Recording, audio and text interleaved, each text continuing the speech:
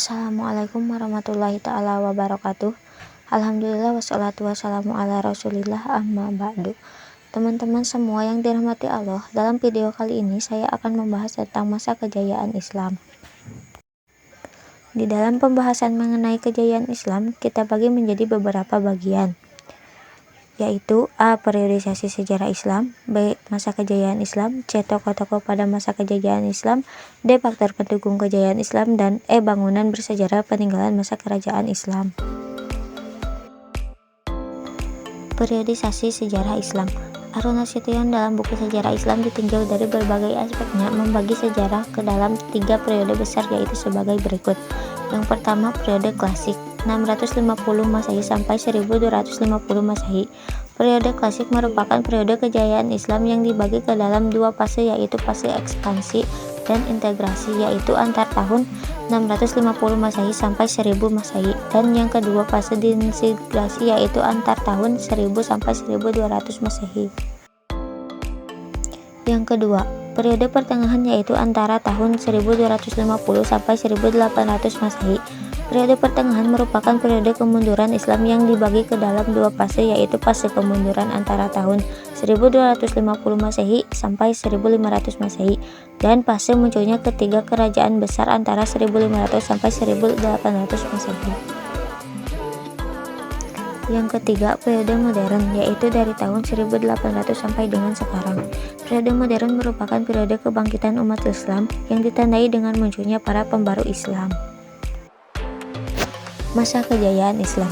Masa kejayaan Islam terjadi sekitar pada tahun 650 sampai 1250 Masehi. Periode ini disebut periode klasik. Pada kurun waktu itu terdapat kerajaan besar, yaitu Kerajaan Umayyah atau sering disebut dengan Daulah Bani Umayyah dan Kerajaan Daulah Bani Abbasiyah. Pada masa pemerintahan Daulah Bani Umayyah, kerajaan Islam ditandai dengan meluasnya wilayah kekuasaan Islam dan berdirinya bangunan-bangunan sebagai pusat dakwah. Ibu kota Daulah Bani Umayyah. Daulah Bani Umayyah pada periode pertama beribu kota di Damaskus, Suriah, sedangkan pemerintahan Daulah Bani Umayyah periode 2 beribu kota di Cordoba atau Spanyol. Nama dinasti ini dirujuk kepada Umayyah bin Abdul Syams, kakek buyut dari khalifah pertama Bani Umayyah, yaitu Muawiyah bin Abu Sufyan. Daulah Bani Abbasiyah. Kejayaan Islam pada masa ini ditandai dengan pesatnya perkembangan ilmu pengetahuan. Daulah Bani Abbasiyah beribu kota di Baghdad yang sekarang adalah Irak. Bani Abbasiyah dirujuk pada keturunan dari paman Nabi Muhammad SAW yang termuda, yaitu Abbas bin Abdul Muthalib. Khalifah pertamanya yaitu Khalifah Abu Abbas al-Saffah. Tokoh-tokoh pada masa kejayaan Islam di bawah kepemimpinan Bani Umayyah dan Bani Abbasiyah, Islam mengalami masa kejayaan. Hal ini ditandai dengan munculnya para ulama, para pemikir dan ilmuwan yang memiliki ahli dari berbagai bidang. Di antaranya yang pertama adalah bidang filsafat, Al-Kindi, Al-Farabi, Ibnu Rashid, Al-Ghazali, Ibnu Sina menjadi seorang dokter. Bidang kedokteran, Jabir bin Hayyan atau Bapak Kimia, Hunain bin Ishaq, ahli mata, Ibnu Sina, bapak kedokteran modern, dan Ar-Razi, ahli campak dan cacar. Bidang matematika ada Umar Al-Furqan, arsitek dari kota Baghdad, Al-Khwarizmi, penemu aljabar. Bidang astronomi ada Al-Faranji, penemu astrabal. Dan di bidang fikih, Imam Abdul Hanifah, Imam Malik bin Anas, Imam Syafi'i, Imam Hambali. Bidang tasawuf, Hasan al-Basri, Rabi'ah Adawiyah, Imam al-Ghazali. Bidang tafsir, Abdullah bin Abbas, Abdullah bin Mas'ud, Said bin Jabir.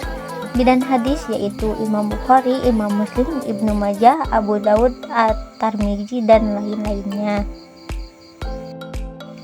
Beberapa tokoh pada masa kejayaan Islam, di antaranya yaitu yang pertama, di sini ada Ibnu Rashid. Terus di sini ada tempat tanggal lahirnya, wafat, dan menguasai beberapa ilmu, di antaranya ilmu fikih, Ibnu Kalam, sastra Arab, matematika, fisika, astronomi, kedokteran, dan filsafat. Karya-karya beliau antara lain kitab Hidayat, Al-Mujtahid, atau kitab yang membahas tentang fikih. Yang kedua ada Al-Ghazali. Pemerintah pada tahun 450 sampai 505 Hijriah. Nama lengkapnya adalah Abu Hamid Al-Ghazali. Beliau lahir di desa Gajalah dekat Iran Utara. Beliau mendidik dalam keluarga dan guru yang zuhud, hidup sederhana dan tidak tamak terhadap duniawi. Yang ketiga ada Al-Kindi. Dari 805 sampai 873 Masehi. Nama lengkapnya adalah Yakub bin Ishaq. Beliau lahir di Kufah pada tahun 805 Masehi. Adapun ilmu-ilmu yang dia kuasai yaitu bidang filsafat, logika, astronomi, dan lain-lainnya. Yang keempat adalah Al-Farabi. 872 sampai 905 Masehi. Nama lengkapnya tertera di sana. Saya tidak bisa menjelaskan satu-satu karena tenggorokan saya sakit, jadi kalian bisa membacanya ya.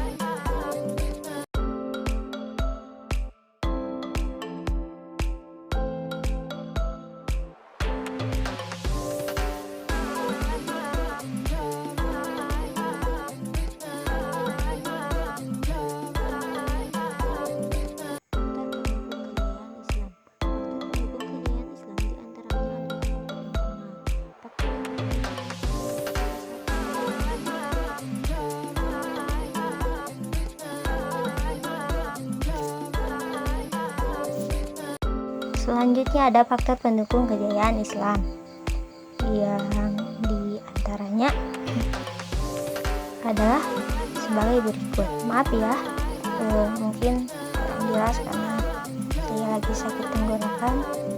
Nah, di sini ada faktor internal. Yang pertama adalah konsistensi dan istiqomah umat Islam kepada ajaran Islam. Yang kedua, ajaran Islam yang mendorong umatnya untuk maju. Ketiga, Islam sebagai rahmat seluruh alam.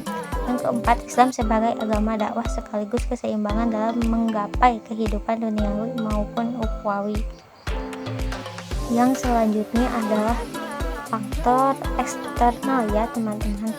Yang pertama, terjadinya asimilasi antara bangsa Arab dan bangsa-bangsa lain yang lebih dulu mengalami perkembangan dalam ilmu.